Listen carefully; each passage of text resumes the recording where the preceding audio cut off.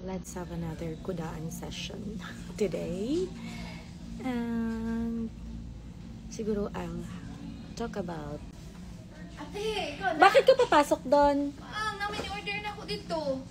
Nagko-content ako o say hi. Say hi. O, asang content? Ito o, nag-video ako. Tanggalin mo yung ID mo ba? Ayoko, mamaya na. Bakit ko na? Wala Alit na po. Nakoy amiga di rin Bisaya ba? Sig pamaligya. Yeah, nako chorizo po, di kag Cebu. Naadira, dala na ko onhan. Hala, oy. Lami kay niya. Bisa unsa na may pamaligya. Uy, bake mahal man na. ako. Good, mahal. 300 niya. Gibake na ni mo. Anya ikaw po nag-packaging. Ari atong i-promote dali. Sige, promote Ay palihog. sa Facebook.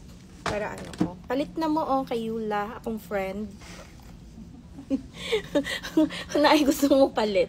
Mag-message mo sa kuha. Oo. May mga Bisaya diha. Ila, oy, kalayo man nimo niya ang mo order ba dito sa Cebu? Gani. Wala Or sa man. Bohol. Unsa man na? Wala. Unsa wala? Kailangan naman ipalalamove na to ni. Oy, di pa kuan nimo ipa LBC. Ang pwede. Ana arag. Oy, unya na ko mo palit anang nga oy kay kanang Chorizo. chorizo unya na ba kay magkuan sa ako magkuda-kuda sa ako diri ba? Sige, ha? Ano mo sulod man ka diha nabri kay kuan diha. Dili dili usa na ako customer. Ah, okay. Oo. Gikan day ka diha no. Gikan ba ako diya UK ako amiga. Sige na. Kay mag Benta talaga sa amin. Baby ako. na-distract ko oy. Ay, Bisaya. Hindi ko alam kung Na-distract ako sa friend ko. Ayun na nga. Kasi lunch break ko na naman. So, another kudaan session. Ingay ba? Ingay ng friend ko. Friendly, ang ingay mo. Naka-capture ka dito. ano ba yan? This is the chorizo. That's 2 palette, bebe. Anyway. So, yun na nga. Ang pag-uusapan natin today ay tungkol sa Cookies and tungkol sa fake news. so I don't know. Tungkol sa fake news. Oh, by the way, before we go there, I just wanna ask, kilala niyo ba si Auntie Claire? Yung music, Mamaya na tayo. yung sa PCO, yung laging Alam mo na. laging nagkukuda about Ako kilala kita, ikaw ang book mo. basta para sa Malacanang, ganun. Kilala niyo ba siya? Hindi niyo siya kalala, lalagay ko dyan. Para makilala niyo. Kasi, siya yung subject ng discussion natin ngayon. Kasi itong si si Auntie Claire. By the way, lawyer siya. Pero I don't call her attorney. Kasi it just doesn't feel right to call her attorney. Kasi para sa akin yung mga lawyers, mga galang-galang. Ganun. Sila yung tinitignan ko sila as someone na righteous. Ganon. So, para ibigay ko sa iyo yung to the maximum level of respect, you have to prove that you are righteous. Ganon. The problem with Auntie Claire, hindi kasi siya righteous. Kasi, ito yung iinisan ko about her. Nag-a-advocate siya ng anti-fake news, anti-misinformation, disinformation, etc. Pero siya, source ng fake news. So, ano yun, ante, diba? Kainis ka. And, what I hate so much about her is yung confidence niya to lie.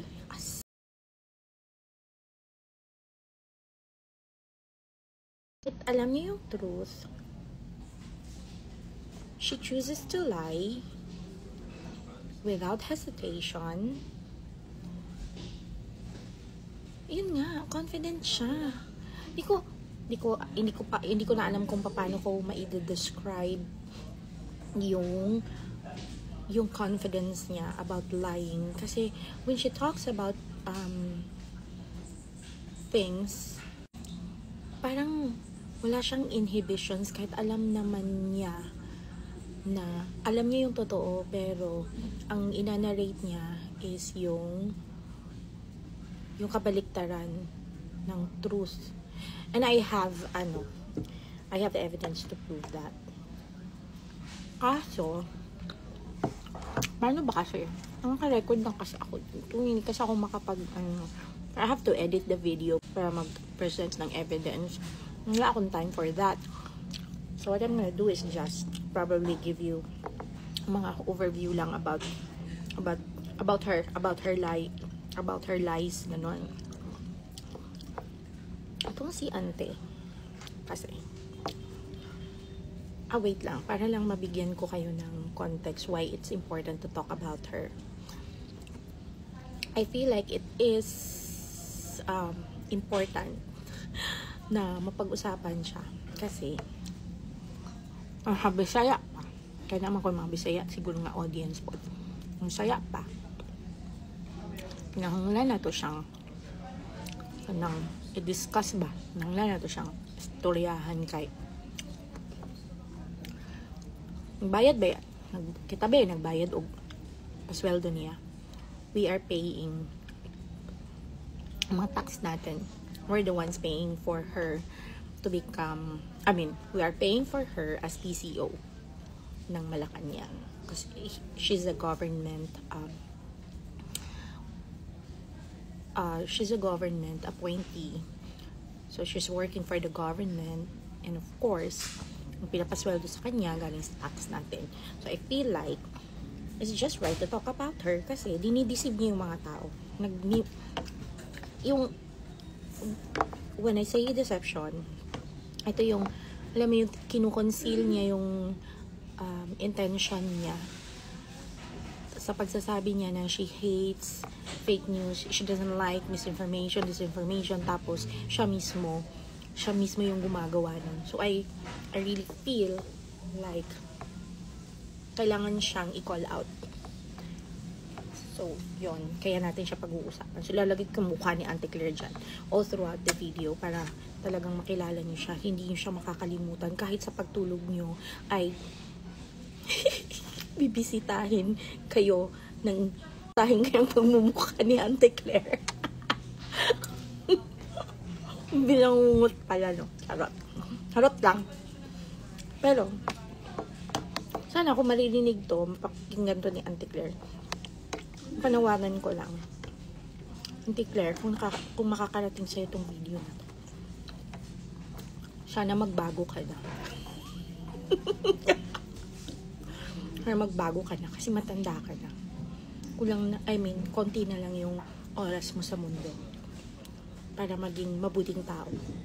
So make use of the time given to you by God to do things na makakatulong sa ibang tao. So, marahil ay nagtatanong kayo, ano ba yung mga pinifake news ni Auntie Claire? Bakit ganyan? Galit na galit ka sa kanya? Hindi ako galit. Hindi ako nagagalit sa kanya. Actually, totoo lang. Alam ko na kasi parang yung role niya dyan is hindi naman talaga para sa bayan, kundi para sa pansariling interes ng administrasyon. So, pag pinakikinggan ko siya, every time na napakikinggan ko siya, nung bago lang siya, lagi akong nakikinig ng mga mga tawag nito, briefings niya, mga conference, ganon. Tatawa ako. Oo, promise, honest. Well, may konting inis nung una. Pero kasi in-expect ko na yun yung magiging role niya. Bago pa man siya, yung balibalita pa lang na siya yung papalit na PCO doon. Balibalita pa lang. Na-anticipate ko na hindi talaga siya parang PCO or a spokesperson na katulad ng level ni Attorney Trixie, ni tawag nito ni Harry Roque. Nung spokes naman si Harry Roque, kahit paano naman hindi naman siya ganyang kalala kay Auntie Claire. Hindi siya ganoon. So sa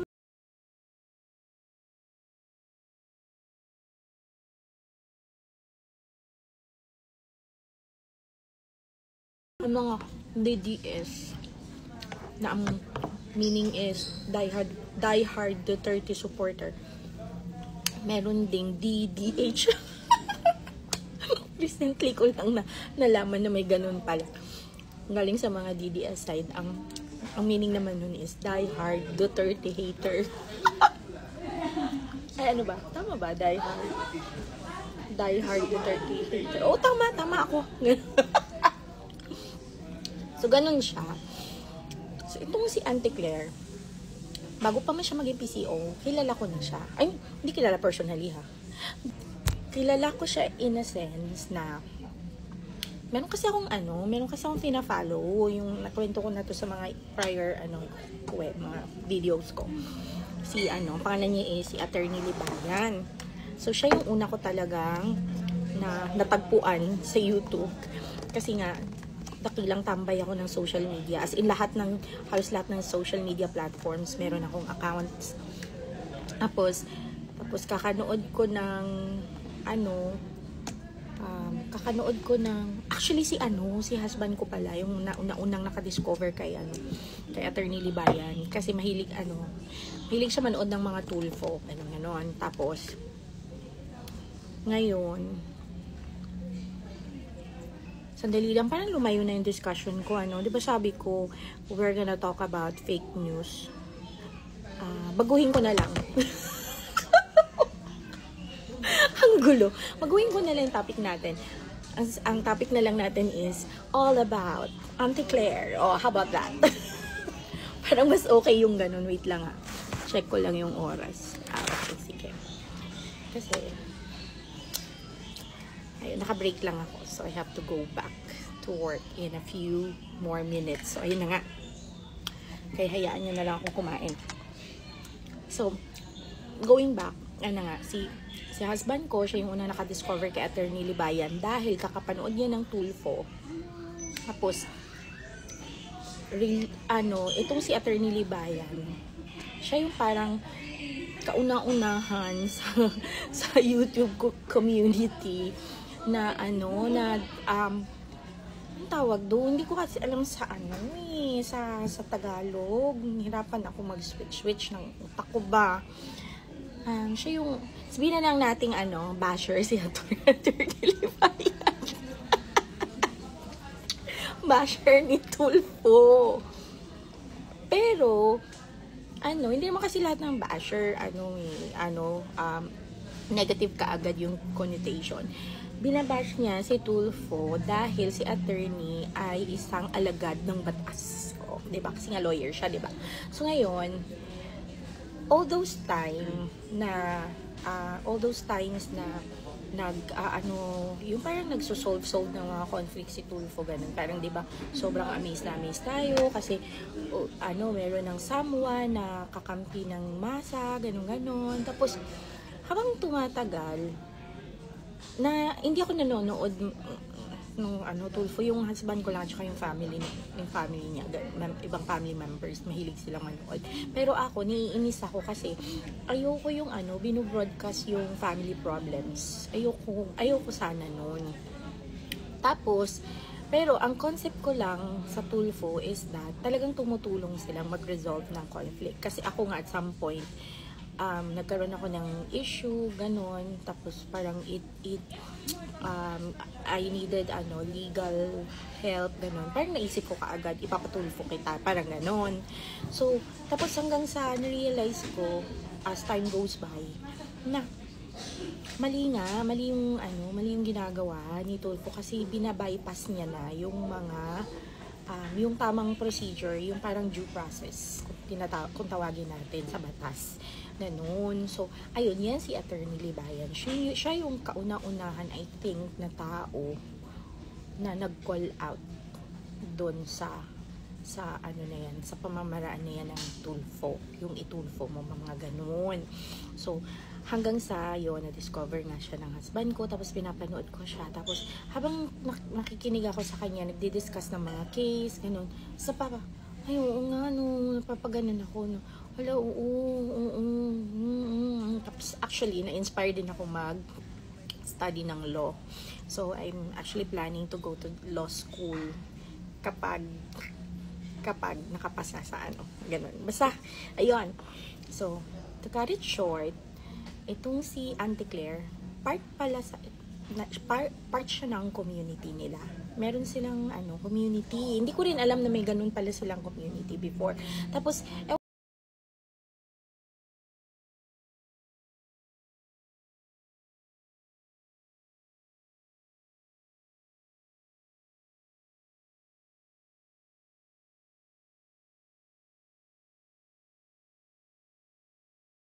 nila. So, doon na sila Kayu, si Teacher Mark Reacts, napapanood ko sila, si I Am Shanwayne, papanood ko na. Tapos hindi ko alam na magkakakilala pala sila. Tapos, one live stream, kasi di ba nagla-live stream si Attorney Libayan. Yung isang live stream niya, napakinggan ko siya, sabi niya, parang in-introduce niya si Attorney Claire. Bain, kasi nasanay na ako tawagin siya Auntie Claire, kaya mali na tuloy pagka-pronounce ka. I'm so sorry, Auntie Claire. Sa pagka-pronounce ng pangalan mo naman. Clarissa Castro. Hindi ko alam eh. Basta yun siya. Andyan naman yung picture niya. Tapos, ayun.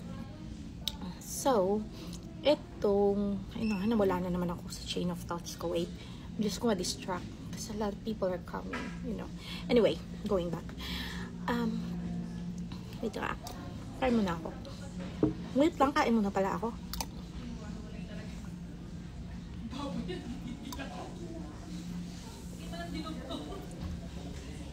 Okay. Game na ulit. So, itong si Attorney Libayan, sabi niya, panoorin din daw namin. Yung mga viewers niya. Sabihan niyo kami. Noorin niyo rin si Attorney Claire Castro, ganun. Tapos, I remember, kasi nga, in-introduce niya, so I remember, one time, pinuntahan ko, kasabi niya eh. Tapos, uy, lawyer ulit. Kasi di ba nga, ako, parang aspiring lawyer. Gusto ko talaga mag-law. So, pinuntahan ko rin kasi another lawyer. Uy, yun. Ako doon. So, ang diniscuss niya doon, about yata yun sa gold reserve. Parang yun yung unang-unang live stream niya or discussion niya. Hindi siguro live stream yun. Basta, baka replay na yun napanood ko. So, yun yung dinidiscuss niya. Ay, hindi ko talaga siya maintindihan. Hindi kami mag-connect. Hindi ko alam kung bakit. Ay, hindi pala. Wait lang. Hindi ko pala kaagad-agad siyang pinanood. So, kailan ko ba siya na-start? Wait lang, alalahanin ko. Yung yung memory ko. Wait, yung mga timelines. Okay. Ko na. Naalala ko na. So, nag-start akong panoorin siya once lang. Hindi ko na inulit. Yung si Kayo, yung nagsabi na wait lang ha. I'm just gonna do something. Really, really quick. Wait nga. So, ayun, going back. Ito nga, naalala ko, si Kayo yung pangalawang nag-convince or hindi man nag-convince or nagsabi. Maybe the other vloggers also did convince their viewers to watch or to go to Attorney Claire's YouTube channel. Ganon. Pero yung pangalawang pagkakataon na narinig ko na puntahan si Auntie Claire, pinuntahan ko na. Tapos, ayun nga, yung una kong napakinggan ay yung discussion niya about gold reserves. Tapos, kung maintindihan, actually, siguro it was my fault din kasi hindi tumuloy-tuloy ko tinapos yung live stream niya or yung buong content niya. Kasi nga, ewan ko, basta hindi ko siya maintindihan.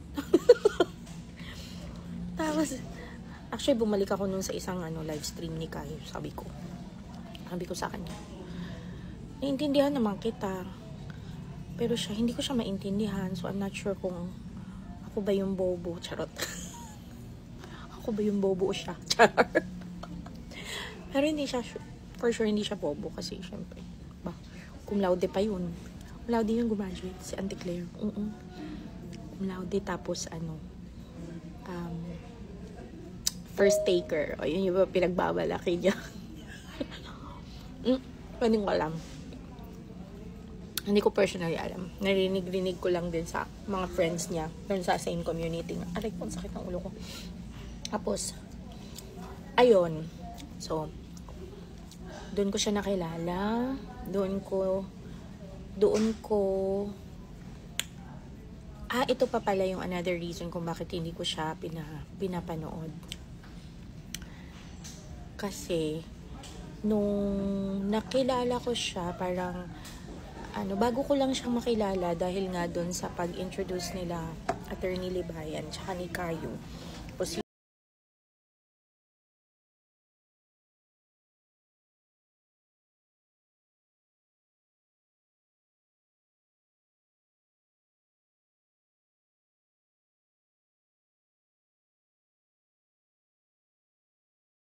na na-appoint na siya as USEC ng PCO nga.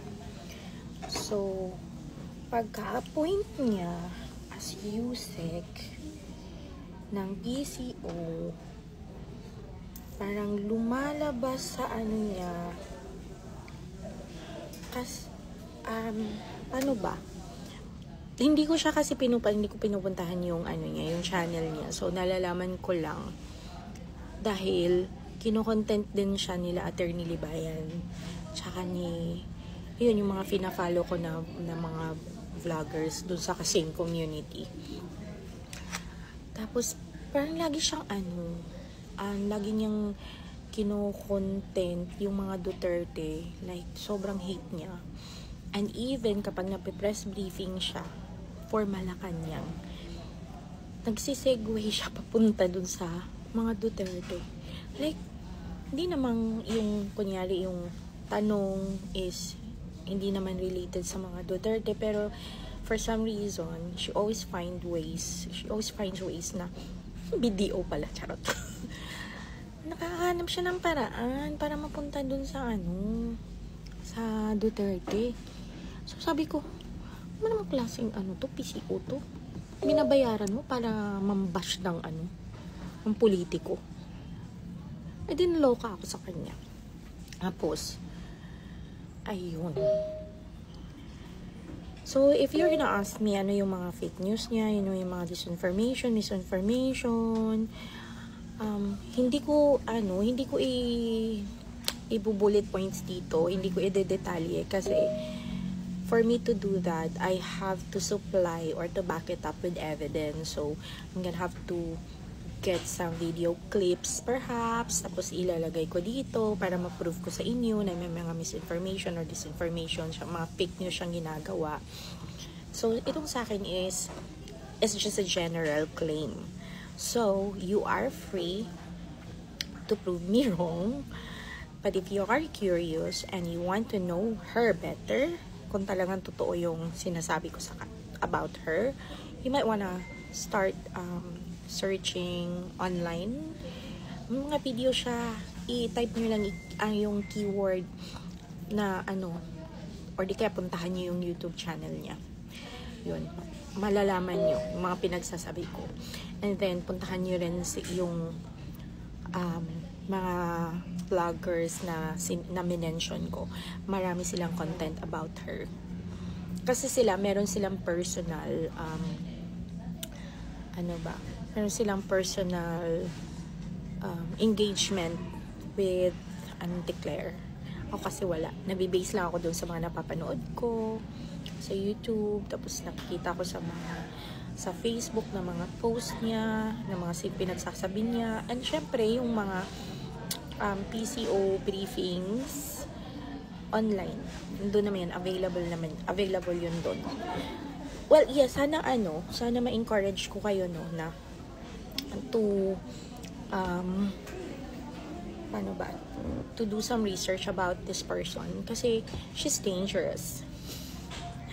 Kasi dinideceive niya yung public. And worst part is that we are paying for her to do that.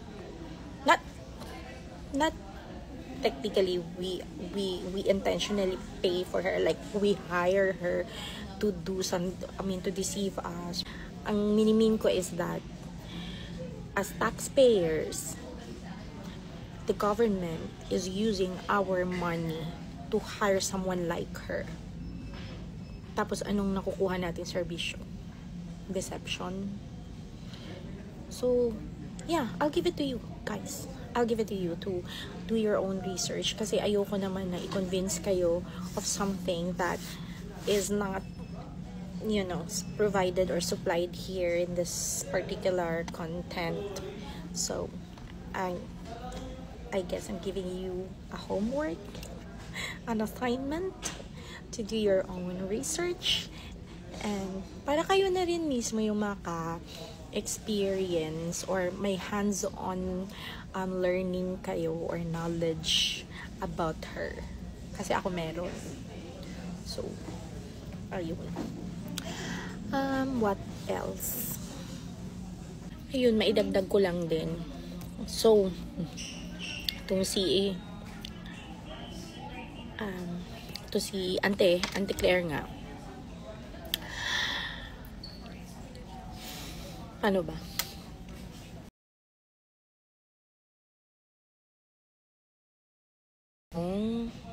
Feelings ko for her.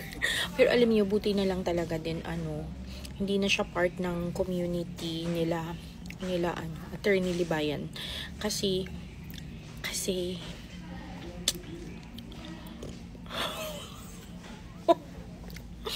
feeling ko aawayin ko siya. Kasi naiinis ako kapag pag inaatake niya yung si Tatay Digong, si PRRD.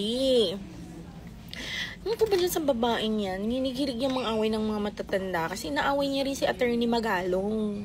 Kaya niyo ba si Attorney Magalong? Ayan, lagay ko dyan, si Attorney Magalong. Yan, pagmasdan yung mabuti. Yan. That's Mayor. Ay, Attorney. Bakit Attorney? Ano ba yan? Son-in-law niya kasi si Attorney Libayan. Hindi siya Attorney. Mayor.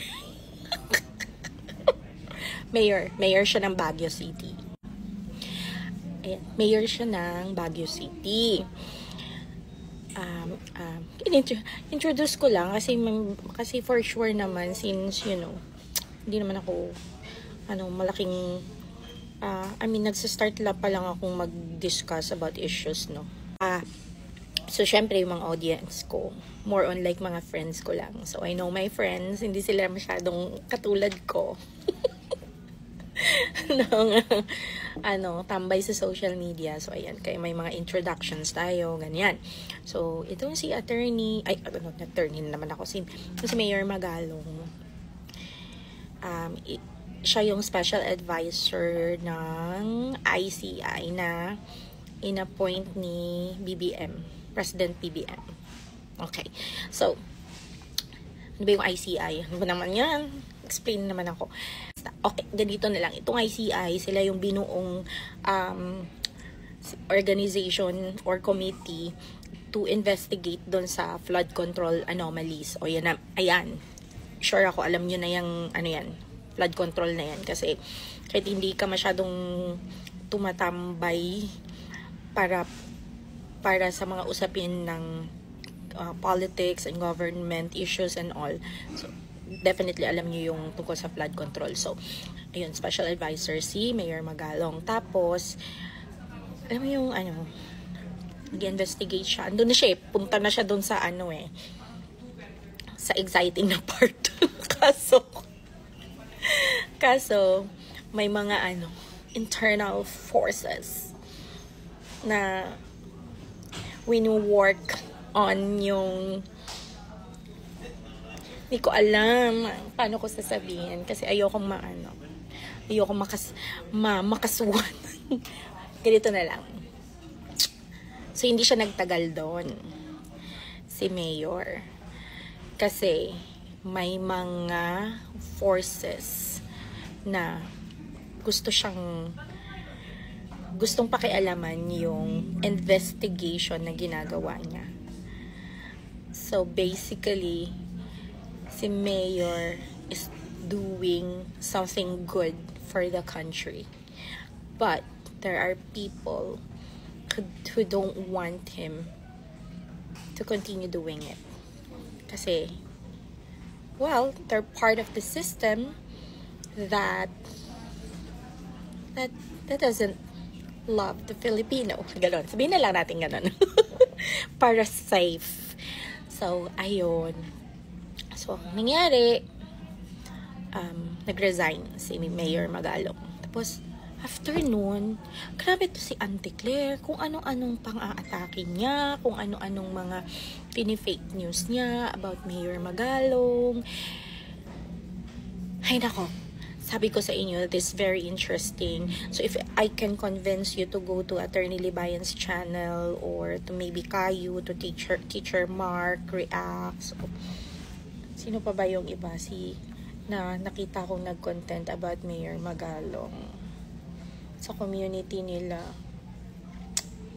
Parang ito lang kasing tatlong to yung parang consistent na nagko-content yung parang araw-araw may live stream sila, parang ganun. So sila yung maire-recommend ko if you are curious dun sa mga pinagsasabi ko, you can go there directly kasi ang dami-dami ng mga details na hindi ko kayang i-summarize kasi sobrang haba yung video natin, and of course may memory, hindi naman kayang, well, I have memories of those live streams. They talked about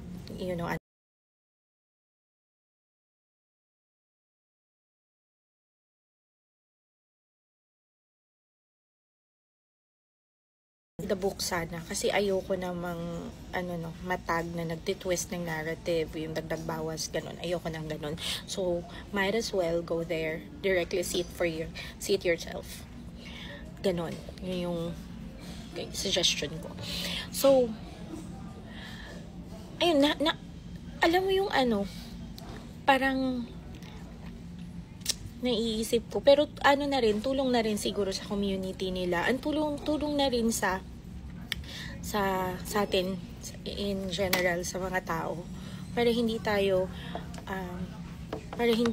tayo continuously na mamanipulate ng mga twisted narratives like yung ginagawa ni Auntie Claire, yung patuloy niyang pagdi-deceive sa atin, yung pagbibend niya ng truth. Kasi parang nauuso yung mga bending na ganyan. May mga nagbibend na nga ng law, may nagbibend ng truth. Ano pa kayang pwede nilang i-bend? Poste ng Meralco, i-bend nila. Try nila. Para bumaba yung kuryente. Joke lang. Anyway. Yun nga. Tulong tayo. Tulong kayo kasi yung mga taong ganito dapat hindi nagtatagal. Charot. Hindi nagtatagal sa posisyon. Ba? Kasi as long as they sit there in their throne, just like the PCO, meron siyang platform para mag-spread ng deception. So, well, I'm not exactly sure how are we able to paalisin siya dyan sa pwesto niya, but at least siguro mag-advocate na lang tayo dun sa awareness. Ayun lang,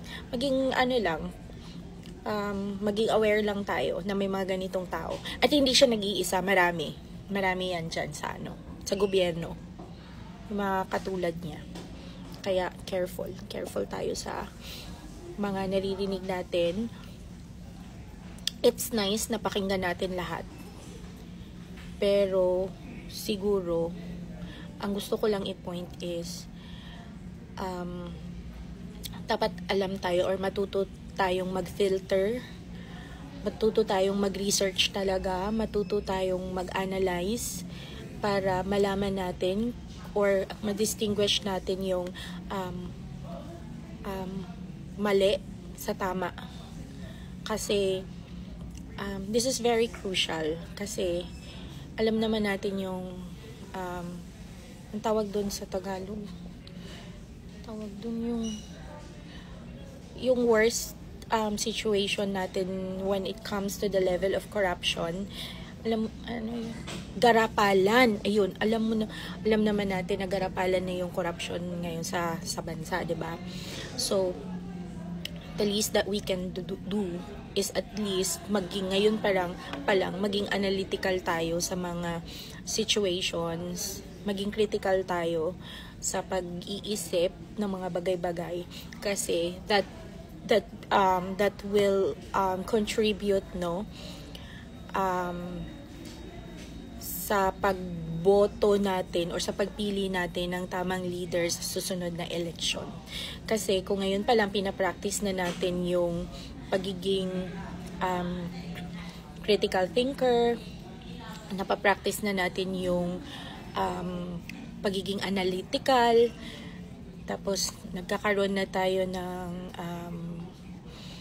alam mo yung parang nai-impart na natin sa sistema natin yung pagre-research kasi nga ina-anticipate natin na everyday na magbabrowse tayo ng social media or even when you will listen to mainstream media, listen to the radio, or we read articles on newspapers, we anticipate na there may be narratives there that are concealed. That are concealing the truth, or the truth is being concealed. So we should, as para sa akin, we should anticipate na may mga ganon para matuto tayo mag-double check other sources, exhaust all available resources para magkaroon ka ng comparison ng mga data, ng mga facts. Ayun. So yun. Yeah, I think that's it for today. I hope na may ako na impart akong somehow learnings or knowledge.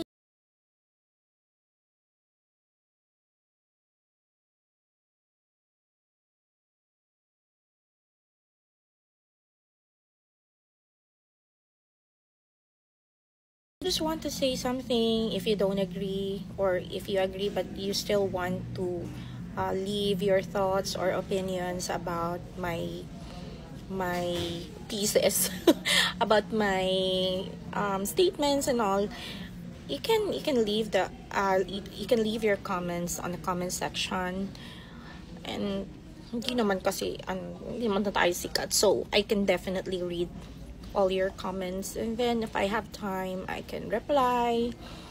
Ayan, kasi open tayo sa mga disagreements. Maganda yun para naman alam ko din yung thoughts ng iba, kasi pwede naman mga pinagsasabi ko dito, pwede naman ako magkamali, diba?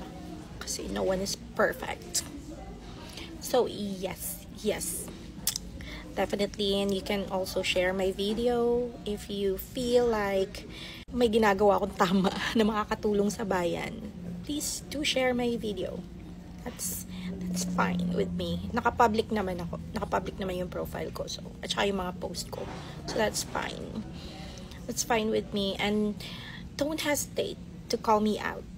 I'm okay. I'm open to criticisms. So I think that's it for today. Ang dami kong closing remarks na nga lang. Ang dami pang sinasabi. Anyway, haba na naman ang video ko. Bye!